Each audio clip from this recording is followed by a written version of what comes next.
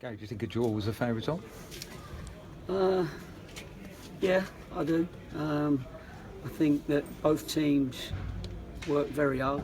We had to work hard because they do get the ball up to their big lads up front often, and you have to deal with that. Then you have to deal with the seconds, and then you have to keep the ball a little bit longer than we did to have a bit more play in the game as we're at home. So I thought in the end both teams had worked so hard. Neither team quite had the energy to go and win the game, and I think we can say, well done to two sets of players. I know there was a lot of yellow cards, but it wasn't a dirty game. It was unbelievable how many yellow cards that we got anyway.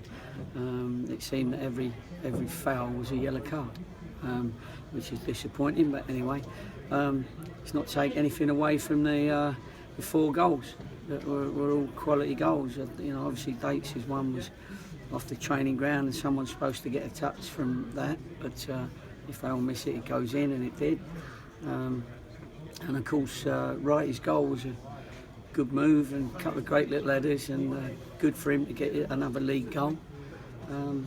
There was a lot of endeavour, but because both teams were working very hard, neither team really got any pattern going, no real football, because there was tackles, fair tackles for me, like on both sides, and that made it a little bit sort of scrappy, but the quality came in the goals, theirs included. That was an unbelievable strike from Vassell, was it? He's a powerful lad, isn't he? And he's played at a high level, and it was a brilliant strike really to get the equaliser. As a manager, 2-2 after 48 minutes, is it the type of game that you enjoy watching, or are you thinking this is a bit open and a bit helter-skelter? Well, it's always, if you're 2-1 down, you come back to 2-2, you cope with it a lot better than if you're 2-1 up and then it goes to 2-2. So you get, because you're happy because you're in the lead and you're thinking, I hope we keep it. But 3 minutes after half time, of course, we said all the right things in the dressing room. We knew the next goal was going to be, but how do you legislate really for that type of goal? The fella's, paid his money, took his chance, and got the prize. And as you say, there's plenty of positive, not least of which a really good finish by Danny Wright. Yeah, it was a super finish. It was good touch really. His first touch allowed him to have it there ready for him to put it in. He was in a dangerous position, which is where we want him. Billy didn't get enough chances today. We'd like to have seen him probably have a few chances, and then I think a draw. The supporters clapped us when we went round. They looked understanding of the result. What we know is Blackpool are a club that have been in the Championship, been in the First Division, and they've still got players around that are physically and mentally that level. And we dealt with some of them well. You didn't see all of them that could do that because we dealt with it, but a couple of them, come up trumps when they needed to. And the goalkeeper made some fine saves to you today. Yeah, he made some good saves. All goalkeepers have, got to play their part, and he certainly played his part today. And when half the turf came up when he tried to block that shot, and that was a good save as well. And he went down with an injury. I thought, oh blimey, he's done everything here. His knee, his groin, his ankle. That's what it looked like. The bit of turf that came up was unbelievable. But we know we're getting too many games on this pitch. I think that the poor old groundsman is having to deal with. He's dealt with 22 games now already, and everyone warming up on it. Some not warming up as we would like because they're doing all their little doggies and their runs on the pitch. I know Gloucester do that, but anyway. So we're you can see the ground's cutting up now. So we're going to have to help the groundsman in some way because. He does a lot of work out there, and I know I'm going on about that more, but I think it's important because later on we ain't going to have a pitch, and you can see it's as it's all coming up now. But anyway, there's nothing we can do about it except mention it and hope that next year it doesn't happen. And with about 20 minutes to, I guess you changed formation. What was the thinking behind that? Well, the thinking really to change formation was just to get new legs, if you like, on the pitch, and we thought that you know, their two fullbacks had started getting into the game. The right back, left back. So we thought we just needed to go man to man and compete with them till the end, really, and see if we couldn't get through, because our extra men, we had 3 extra ones in the middle, wasn't really doing enough against their 2, and our 3 at the back was still under pressure from their 2. So in effect, we had 2 men doing nothing. They weren't doing nothing, but you know what I mean. It wasn't. If we got a numerical advantage, then we should have the ball longer. But they were causing us a problem wide. You know, Potts is a good player and full-backs are very strong. So I went 4-4-2 really to nullify their game and hope that we could get a little bit of width, which sort of Moores gave us on a few occasions.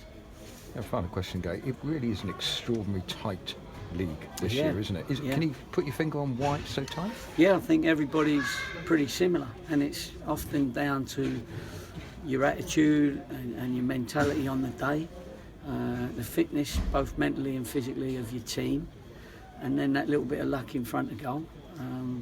You need all your players playing. I think you'll find at the end of the season, I think Blackpool, hopefully, and us, will be up there.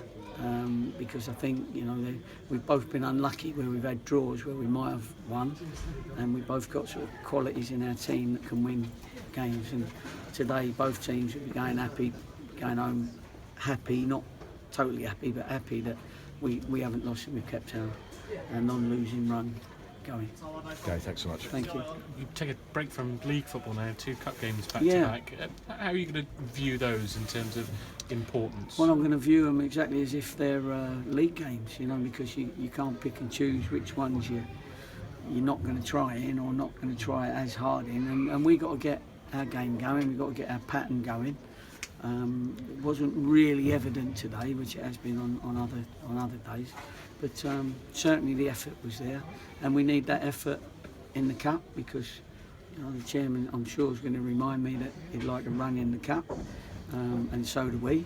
We just said that in there, and of course the other one is the Checker Trade Trophy, where, you know, it's another few bob if you get through to the next round, and it might help me improve our squad in January if we're winning cup matches, because there is a financial reward for both of them. It's more the pride. The lads ain't going to want to lose a game anyway. They don't know nothing about the money and all that, but because I don't think they get any of it, except what they're getting paid.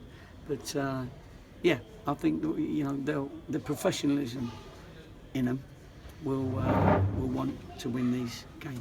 You mentioned January. Is your first call going to be to Everton to get Russell till the end of the season?